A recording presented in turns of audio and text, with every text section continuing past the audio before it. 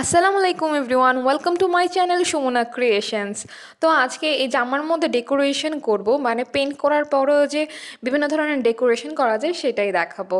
তো প্রথমে আমি আউটলাইনার যেটা বানিয়ে নিয়েছি সেটা ব্যবহার করছি পাতার মধ্যে। এই আউটলাইনারটা কিভাবে বানিয়েছি সেটাও কিন্তু আমার ইউটিউব চ্যানেলে। এটা শুকানোর পর অনেক চিকচিক করবে। এছাড়া আপনারা এরকম আয়না বা ডলার এগুলা কিন্তু দিতে পারেন। তো এখানে এই ফুল অনুযায়ী আমি ইচ্ছে করলে ডলারটা দিতে পারি, কিন্তু সুন্দর লাগবে না। তো আপনারা ব্লকের বা হ্যান্ড পেইন্টের বিভিন্ন ক্ষেত্রে কিন্তু এরকম আয়না, মিরর যেটা আর ডলার কিন্তু ইচ্ছে করলেই অ্যাড করতে পারেন, তাহলে আপনার ডিজাইনটা আরেকটু অন্যরকম লাগবে। তো এখানে আমি একটু পাথর ইউজ করছি, দেখতেই পাচ্ছেন গ্লু। এই গ্লুগুলো আমাদের ফেসবুক পেজে পেয়ে যাবেন, মানে আমাদের দোকানে আর কি। তো আমাদের দোকানের অ্যাড্রেস বা কোনো কিছু অর্ডার করতে চাইলে অনলাইনে সুমনা ক্রিয়েশনস নামেও পেয়ে যাবেন, গার্নিশ উইথ সুমনা নামেও ফেসবুকে পেজ পেয়ে যাবেন। এছাড়া ফোন নাম্বার, ইমো, হোয়াটসঅ্যাপ তো রয়েছেই। তো দেখতেই পাচ্ছেন আমি এখানে পাথরগুলো বসিয়ে দিলাম।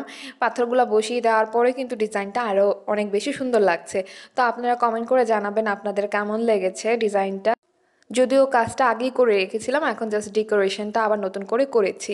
তো আমার চ্যানেলে নতুন হলে চ্যানেলটাকে সাবস্ক্রাইব করবেন, বেল আইকনে ক্লিক করে দিবেন লেটেস্ট সব আপডেট সবার আগে পাওয়ার জন্য। আর আউটলাইনটা কিন্তু শুকানোর পরে চিকচিক করবে, এখন চিকচিক করছে না, কারণ হচ্ছে এটা ভেজা অবস্থায় আছে এখনও।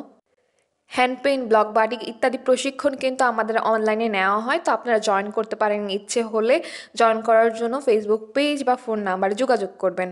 আজকের ভিডিওটা এখানেই শেষ করছি। সবাই ভালো থাকবেন। আল্লাহ হাফেজ।